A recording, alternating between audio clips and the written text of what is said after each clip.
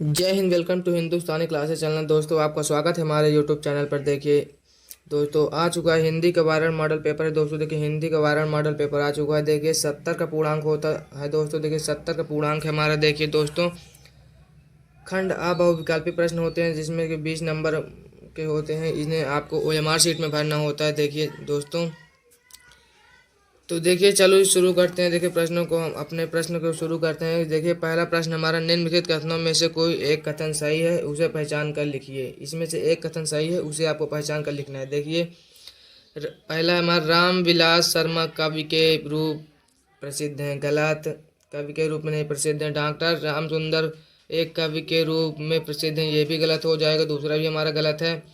तीसरा हमारा, कामायनी रचना मुंशी प्रेमचंद की, ये भी गलत हो जाएगा। देखिए मित्रता निबंध के लेखक आचार्य रामचंद्र शुक्ल, ये सही है हमारा। मित्रता निबंध के लेखक कौन है? आचार्य रामचंद्र शुक्ल, तो हमारा ये सही हो जाएगा। दोस्तों देखिए अगला है हमारा, देखिए सबसे भयानक ज्वर होता है। सबसे भयानक ज्वर किसका होता है दोस्तों? मित्रता का, कि शत्रुता का, कि कुसंग का, कि क्रोध का? सबसे भयानक ज्वर होता है कुसंग का ज्वर। कुसंग का ज्वर सबसे भयानक होता है। दोस्तों देखिए यहाँ पे अगला है हमारा, देखिए जयशंकर प्रसाद का जन्म स्थान। जयशंकर प्रसाद का जन्म स्थान कहाँ है? काशी में, कि मथुरा में, कि अयोध्या में, कि लखनऊ में? तो जयशंकर प्रसाद जी का जन्म स्थान है काशी के वाराणसी नामक स्थान ना। तो काशी में हो जाएगा हमारा। अगला है हमारा, देखिए अहिंसा का दूसरा नाम या दूसरा रूप किसे कहते हैं? स्वार्थ को, या त्याग को, विरोधाभास को, या संस्कृति को? तो अहिंसा का दूसरा रूप या दूसरा नाम किसे कहते हैं? त्याग को कहते हैं दोस्तों। तो त्याग हमारा सही हो जाएगा। देखिए अगला हमारा, देखिए जीरत देई गांव से किसका संबंध है? प्रेमचंद का संबंध है, कि डॉक्टर राजेंद्र प्रसाद जी का, जयप्रकाश भारती का, जयशंकर प्रसाद का? तो हमारा यहाँ पे डॉक्टर राजेंद्र प्रसाद जी का संबंध है, तो हमारा ये सही हो जाएगा। देखिए खा नंबर हमारा करेक्ट आंसर है दोस्तों। अगला हमारा, देखिए महाकाव्य में कम से कम सर्ग होते हैं। महाकाव्य में कम से कम कितने सर्ग? 12 होते हैं, कि 10 होते हैं, कि 13 होते हैं, कि 8 होते हैं? तो यहाँ पे हो जाएगा हमारा 8, क्योंकि महाकाव्य में 8 से ऊपर ही सर्ग होते हैं, नीचे नहीं हो सकते दोस्तों। 8 से ऊपर जितने भी चाहे उतने भी सर्ग हो सकते हैं दोस्तों। 9, 10, 11, 12, 13 ऐसे कई भी हो सकते हैं, लेकिन 8 के नीचे सर्ग नहीं हो सकते महाकाव्य में। यहाँ पे ये हो जाए। कुमार रासो के रचनाकार हैं जगनेक, महादेवी वर्मा, के दलपति विजय, के जयप्रकाश भारती? कौन हो जाएंगे हमारे? दलपति विजय, ये हो जाएंगे ना। तो ये हो जाएगा हमारा सही।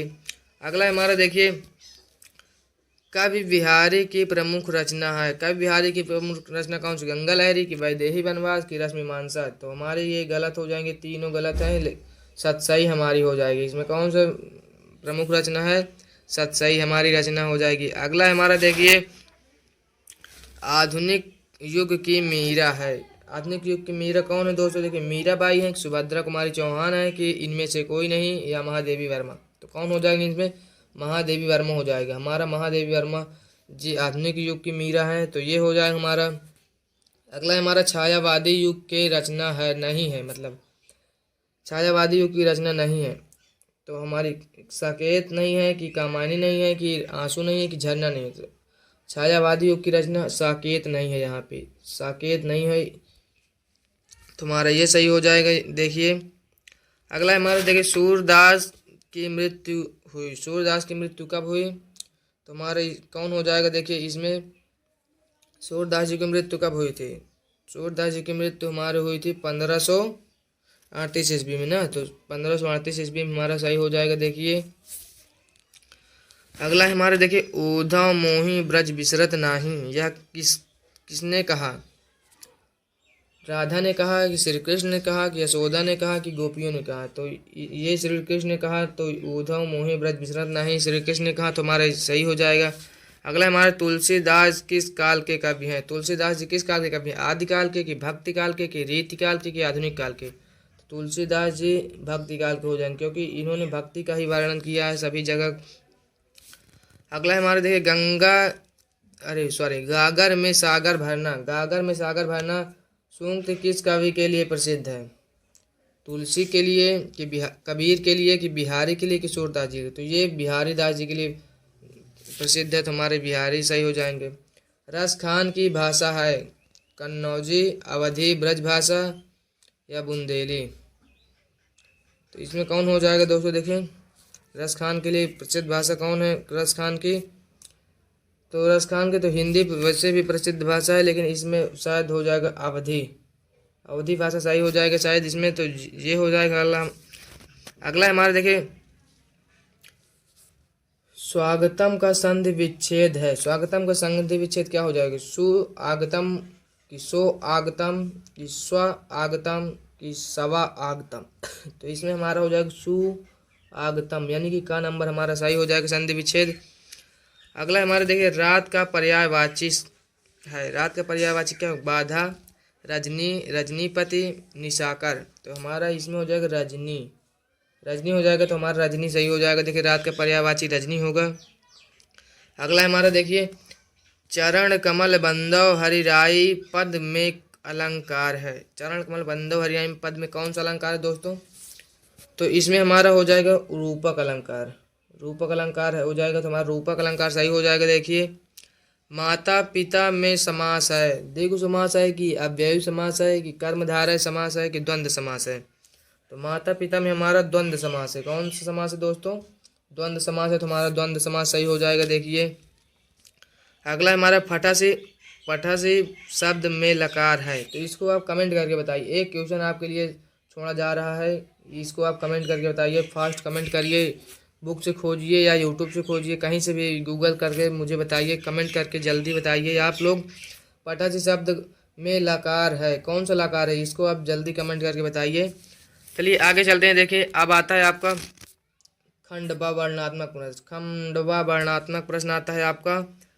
तो ये इसमें देखिए क्या है। पहला हमारा रोहतास दुर्ग के प्रकोष्ठ में बैठी हुई युवती ममता सोण के तीक्ष्ण गंभीर प्रवाह को देख रही है। ममता विधवा थी, उसका यौवन सोण के समान ही उमड़ रहा था। मन में वेदना, मस्तक में आंधी, आंखों में पानी की बरसात लिए वह सुख के कंटक सायन में विकल्प थी। वह रोहतास दुर्गपति के मंत्री चूड़ामणि की अकेली दुहिता थी।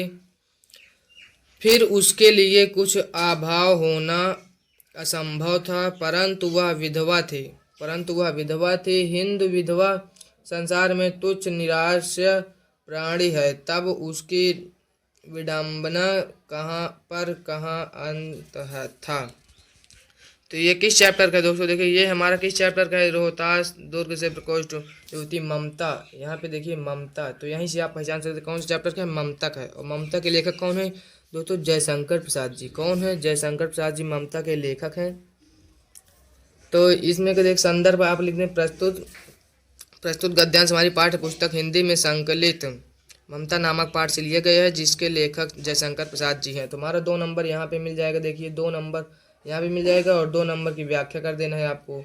2 नंबर की व्याख्या कर देंगे तो 2 नंबर यहाँ मिल जाएगा। ममता के लिए कुछ अभाव होना क्या असंभव था? ममता के क्यों असंभव था?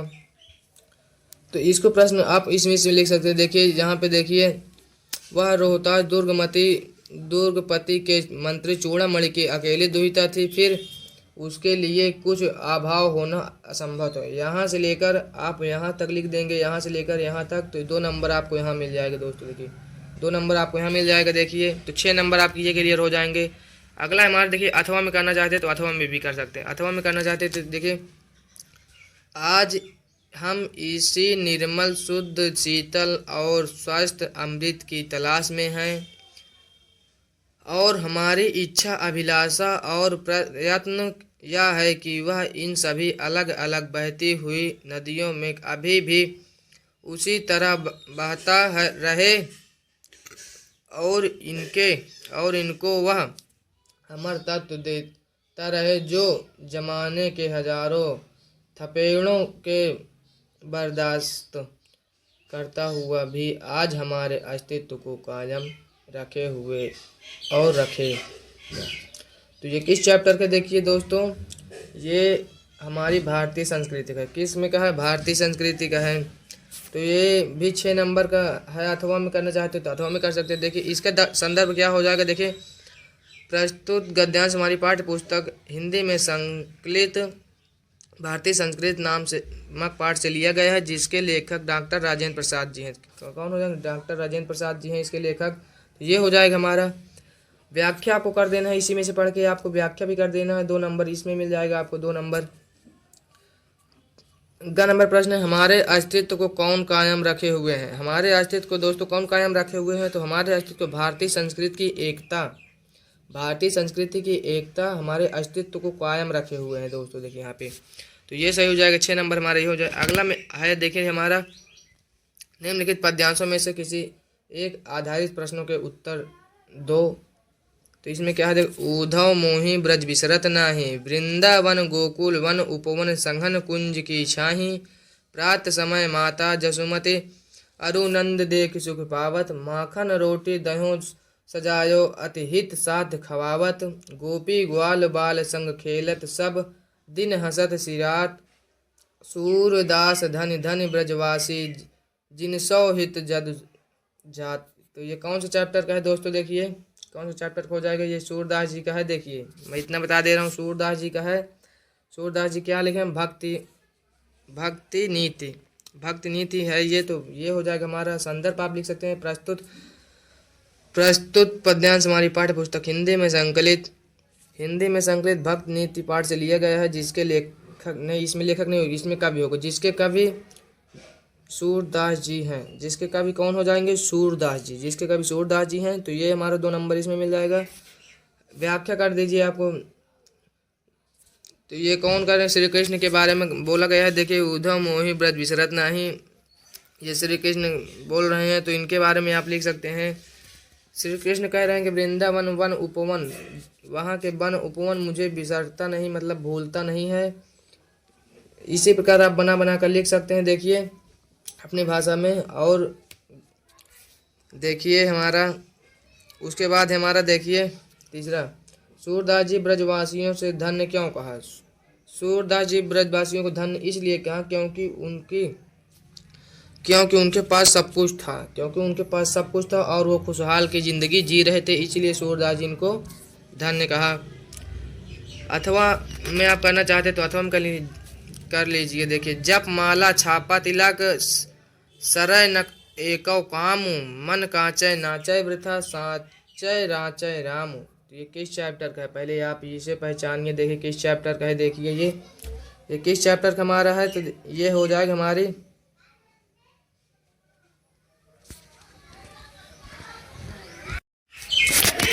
ये देखिए हमारा हो जाएगा भक्ति नीति का। ये भक्ति नीति का, सॉरी हमने ये वाला भक्ति नीति के बताया था, नहीं ये वाला। तो ये हमारे सूरदास जी का पद था। क्या था? पद। सूरदास जी का पद था ये वाला। भक्ति नीति का देखिए ये वाला है, भक्ति नीति का ये हो जाएगा। देखिए सॉरी, उसमें गलती हो गई थी थोड़ा सा। तो ये हो जाएगा हमारा भक्ति नीति का।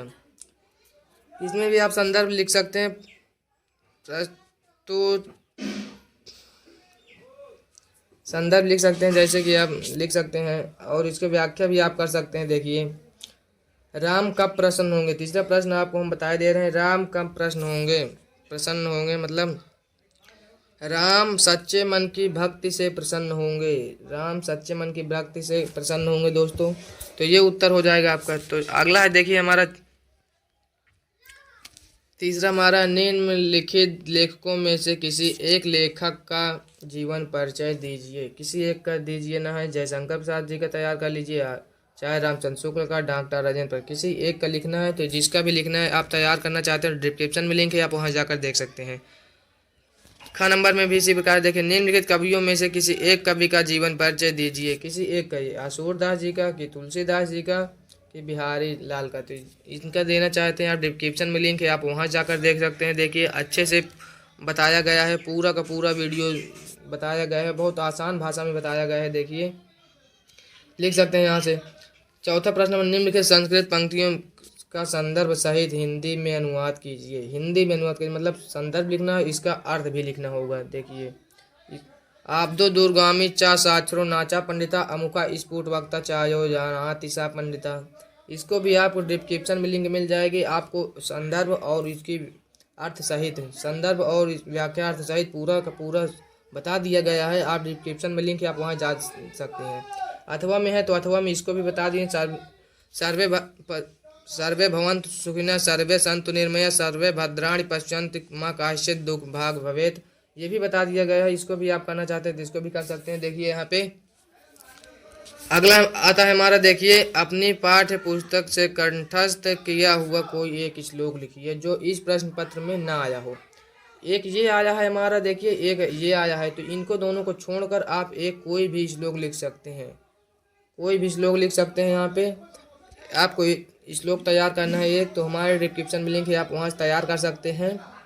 इम्पोर्टेंट श्लोक है, आपको आसान तरीके से बता दिया गया है, आप तैयार कर सकते हैं। अगला हमारा देखिए, निम्नलिखित प्रश्नों के किन्हीं दो प्रश्नों के उत्तर संस्कृत में दो। वाराणसी कस्य भाषा केंद्र स्थलम, वाराणसी किसका केंद्र स्थल है, तो आप इसको करना चाहते हैं तो इसको कर लीजिए। ये भी हमारे आते हैं 2 नंबर के, 4 नंबर का 2 प्रश्न 4 नंबर के मिलते हैं, हमारे 2 करने होते हैं, जिनको आप तैयार करना है कर लीजिए। अगला हमारा देखिए, अपने पठित खंड काव्य के आधार पर निम्नलिखित प्रश्नों के किसी का उत्तर दीजिए। तो अपने खंड काव्य से मतलब कि अपने स्टेट से जो लगता है आपके ज़िले से, खंड काव्य के आधार पर तैयार कर सकते हैं। ये आता है 3 नंबर का, ये 3 नंबर का आता है। देखिए आप तैयार कर सकते हैं अपने टीचर से पूछकर कौन से स्टेट से क्या लगता है, इसको तैयार कर सकते हैं आप। अगला हमारा देखिए 8 नंबर हमारा क्वेश्चन, देखिए उपमा अलंकार का एक उदाहरण लिखो। उपमा अलंकार का एक उदाहरण लिख देंगे आपको। अगर अलंकार पढ़ना है तो हमारे डिस्क्रिप्शन में लिंक है, आप वहां जाकर देख सकते हैं। सोठा भी पढ़ना चाहते हैं तो इसको भी देख सकते हैं। हाथ से रस को देखना चाहते, सभी का उदाहरण बता दिया गया है, अच्छी भाषा में बता दिया गया है, उदाहरण सहित बता दिया गया है, परिभाषा भी बता दिया गया है, आप वहाँ जाकर देख सकते हैं। 9 नंबर हमारा क्वेश्चन आता है, निम्नलिखित में से किसी एक विषय पर निबंध लिखिए। विज्ञान की देन, पर्यावरण प्रदूषण, बेरोजगारी की समस्या। आप किसी पर भी एक लिख सकते हैं, निबंध तैयार कर लीजिए। और कैसे लिखना है ये भी चाहते हैं तो कमेंट करिए, हम तैयार भी करवा देंगे आपका निबंध। तो जय हिंद, मिलते हैं नेक्स्ट वीडियो में। जय हिंद, जय भारत। और चैनल को सब्सक्राइब जरूर करें दोस्तों। देखिए बहुत मेहनत लगती है देखिए वीडियो बनाने के लिए, तो चैनल को सब्सक्राइब करें और एक लाइक जरूर करें। तो जय हिंद, जय भारत, मिलते हैं नेक्स्ट वीडियो में।